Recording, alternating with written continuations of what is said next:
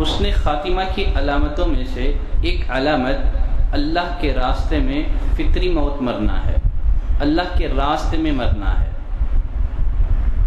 اس کی بہت ساری صورتیں ہو سکتی ہیں۔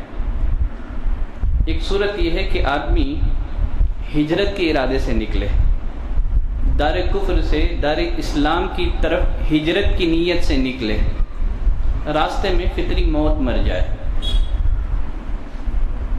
اس کو بھی ہجرت کا ثواب ملے گا۔ اللہ نے فرمایا وَمَن يَخْرُجْ مِن بَيْتِهِ مُهَاجِرًا إِلَى اللَّهِ وَرَسُولِهِ ثُمَّ يُدْرِكْهُ الْمَوْتُ فَقَدْ وَقَعَ أَجْرُهُ عَلَى اللَّهِ، یقیناً جو اپنے گھر سے اللہ اور اس کے رسول کی طرف ہجرت کے ارادے سے نکلے، راستے میں موت آ جائے، اس کا اجر اللہ کے دل میں واجب ہو گئے۔ یہ دوسری شکل یہ ہے کہ آدمی حج کے ارادے سے نکلے، راستے میں موت آ جائے، اسے حج کا ثواب ملے گا۔ آدمی عمرے کی ادائیگی کی نیت سے نکلے، راستے میں موت آ جائے، اسے عمرے کا ثواب ملے گا۔ آدمی جہاد میں شرکت کے ارادے سے نکلے، راستے میں فطری موت مر جائے، اسے شہادت کا درجہ نصیب نہ ہو، اسے بھی شہید کا ثواب ملے گا۔ ابو ہریرہ رضی اللہ تعالیٰ عنہ فرماتے ہیں نبی کریم صلی اللہ علیہ وسلم نے ایک دفعہ صحابہ سے پوچھا ما تعدون الشہید فیکم، اے میرے ساتھیوں تم شہید کس کو شمار کرتے ہو؟ صحابہ نے کہا من قتل فی سبیل اللہ فہو شہید، جو اللہ کے راستے میں قتل کر دیا جائے وہ شہید ہے۔ آپ نے فرمایا ان شہداء امتی اذن قلیلون، تب تو میری امت کے شہداء تھوڑے ہوں گے۔ صحابہ نے پوچھا اللہ کے رسول پھر شہداء کون ہیں؟ آپ صلی اللہ علیہ وسلم نے فرمایا من قتل فی سبیل اللہ فہو شہید، جو اللہ کے راستے میں قتل کر دیا جائے وہ شہید ہے۔ ومن مات فی سبیل اللہ، جو اللہ کے راستے میں فطری اور طبعی موت مرے وہ شہید ہے۔ ومن مات فی الطاعون فہو شہید، جو طاعون کی بیماری میں مبتلا ہو کر کے مرے وہ شہید ہے، پلک کی بیماری میں مبتلا ہو کر کے مرے وہ شہید ہے۔ اور ایک حدیث میں نبی کریم صلی اللہ علیہ وسلم نے فرمایا الطاعون شہادۃ لکل مسلم، طاعون پلک کی بیماری ہر مسلمان کے لیے شہادت۔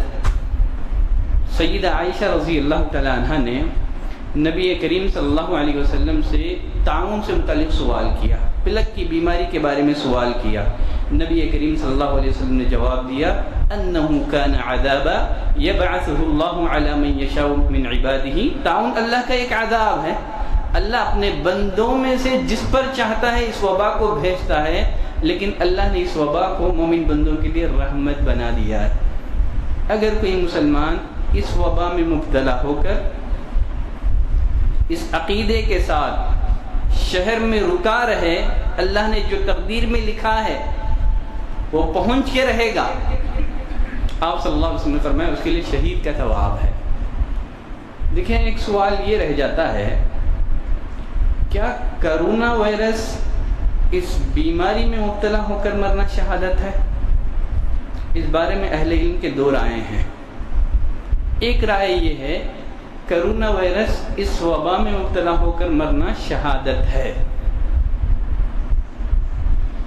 ان کی دلیل طاعون سے متعلق یہی روایتیں ہیں جس میں نبی کریم صلی اللہ علیہ وسلم نے فرمایا کہ طاعون یہ ہر مسلمان کے لیے شہادت ہے، اس لیے کہ کچھ علامتیں کچھ سمٹم ایسے ہیں جو کرونا وائرس اور طاعون میں مشترک ہیں۔ اس بنا پر انہوں نے کہا کرونا وائرس میں مبتلا ہو کر مرنے والا شہید ہے، اس کی موت شہادت ہے۔ لیکن دوسری طرف اہل علم کا طبقہ اس بات کا قائل ہے کرونا وائرس میں مبتلا ہو کر مرنا شہادت نہیں ہے، گرچہ کرونا وائرس طاعون وبا ہونے میں مشترک ہیں، لیکن دونوں کا حکم ایک جیسا نہیں ہے، کیونکہ نبی کریم صلی اللہ علیہ وسلم نے طاعون کے بارے میں فرمایا کہ طاعون یہ مدینے میں داخل نہیں ہوگی اور کرونا وائرس یہ مدینے میں داخل ہو چکی ہے۔ تو اہل علم کی دو رائے ہیں، دونوں نے اپنے اپنے مقالات موضوع پر لکھے ہیں۔ جنہوں نے کہا شہادت ہے انہوں نے بھی اس موضوع پر کتابیں لکھی ہیں، جنہوں نے کہا شہادت نہیں ہے انہوں نے بھی اس مسئلے پر کتابیں لکھی ہیں۔ تو غرض جو کوئی اس وبا میں مبتلا ہو کر مر جائیں، ہم کو چاہیے کہ اس کے بارے میں حسن ظن قائم رکھیں، اگر وہ مومن ہے، اگر وہ موحد ہے، اس لیے کہ کسی بھی بیماری میں مبتلا ہو کر کے مرنا یہ بندے مومن کے لیے باعث رحمت ہے، باعث عذاب نہیں ہے۔ اذا اراد اللہ بعبد خیرا اجل له العقوبۃ فی الدنیا، آپ صلی اللہ علیہ وسلم نے فرمایا جب اللہ کسی بھی بندے کے ساتھ خیر کا، بھلائی کا ارادہ کرتا ہے، جلد ہی اس کے گناہوں کی سزا دنیا میں اسے دے دیتا ہے کسی بھی بیماری میں مبتلا کر کے۔ فرمایا ومن مات فی الطاعون فهو شہید، جو طاعون کی وبا میں مبتلا ہو کر کے مرے وہ شہید ہے۔ اور فرمایا ومن مات فی البطن فهو شہید، جو پیٹ کی تکلیف میں مر گیا، پیٹ کی تکلیف میں مرنے والا وہ بھی شہید ہے۔ اور ایک روایت میں نبی کریم صلی اللہ علیہ وسلم نے فرمایا وَمَن يَقْتُلْهُ بَطَنُهُ فَلَن يُعَذَّبَ فِي قَبْرِهِ، جو پیٹ کی بیماری میں، پیٹ کی تکلیف میں مر گیا، ہرگز اسے قبر میں عذاب نہیں ہوگا۔ وَمَن مَاتَ فِي الْبَطْنِ فَهُوَ شَهِيدٌ۔ اور فرمایا الْغَرِقُ شَهِيدٌ، جو غرق ہو کر مر گیا، غرق ہو کر مرنے والا، سیلاب میں ڈوبنے والا، وہ بھی شہید ہے، بشرط کہ وہ خودکشی نہ ہو، بشرط یہ کہ مرنے والا موحد ہو، مومن ہو۔ ویسے نوح علیہ السلام کا بیٹا بھی طوفان میں ہی غرق ہوا تھا،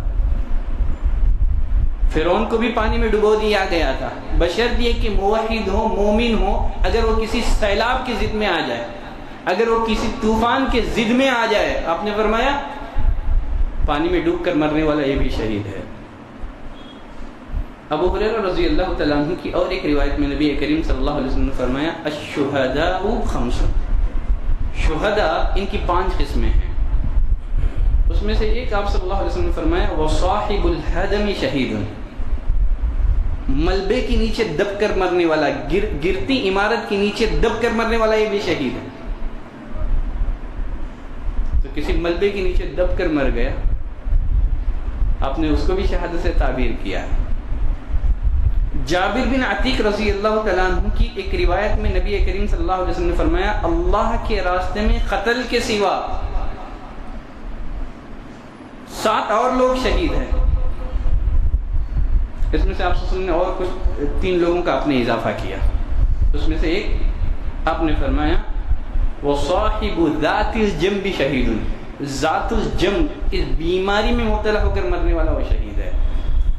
ذات الجنب نمونیا کی بیماری ہے، بیماری میں، نمونیا کی بیماری میں مبتلا ہو کر کے مرنے والا شہید ہے۔ الحریق وصاحب الحریق شہید، جو جل کر مرنے والا ہے، خودکشی مقصود نہیں ہے، آگ لگ گئی جل گیا ہو، فرمایا وہ بھی شہید ہے۔ اور فرمایا والمرأة التي تموت بجمع فهي شہید، جو کوئی عورت بچے کو جنم دیتے ہوئے مر جائے وہ بھی شہید ہے۔ مسند احمد کی روایت میں نبی کریم صلی اللہ علیہ وسلم نے فرمایا کہ قیامت کے دن اس کا بچہ ناف کی آنکھ کھینچ کر کے اسے جنت میں داخل کرے گا۔ تو بچے کو جنم دیتے ہوئے اگر کوئی عورت مر جاتی ہے، آپ نے فرمایا اس کی ایک موت بھی اس کے لیے شہادت ہے۔ حسن خاتمہ کی ایک علامت آپ سے یہ بتائی السل شہادہ، سل یہ بھی شہادت ہے۔ سل کیا ہے؟ ٹی بی کا مرض ہے، بشرط یہ کہ آدمی اس مرض میں حرام خوری کی وجہ سے مبتلا نہ ہوا ہو، تمباکو نوشی کی وجہ سے مبتلا ہوا ہو، تو یہ شہادت نہیں ہے، خودکشی ہے۔ وہ سل شہادہ، آپ نے فرمایا سل کی جو بیماری ہے، ٹی بی کا جو مرض ہے، یہ بھی مسلمان کے لیے، مومن کے لیے شہادت ہے۔ آدمی اپنے جان و مال، عزت اور آبرو، اپنی دین کی حفاظت میں مارا جائے تو یہ بھی شہادت ہے۔ نبی کریم صلی اللہ علیہ وسلم نے فرمایا من قتل دون مالہ فہو شہید، جو اپنے مال کی حفاظت میں مارا جائے وہ شہید ہے۔ ایک شخص نبی کریم صلی اللہ علیہ وسلم کی خدمت میں حاضر ہو کر کے عرض کرنے لگا اللہ کے رسول، اگر ڈاکو میرا مال مجھ سے چھینے تو میں کیا کروں؟ آپ صلی اللہ علیہ وسلم فرمایا فلا تعطیہ، اپنا مال اسے مت دو۔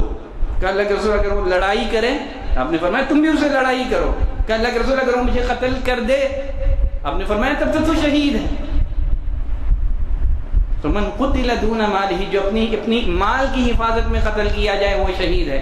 ومن قتل دون اہلہ، جو اپنے اہل و عیال کی حفاظت میں قتل کیا جائے وہ شہید ہے. ومن قتل دون دینہ فہو شہید، جو اپنے دین کی حفاظت میں قتل کیا جائے وہ شہید ہے. ومن قتل دون نفسہ فہو شہید، جو اپنی جان کی حفاظت میں قتل کر دیا جائے وہ شہید ہے.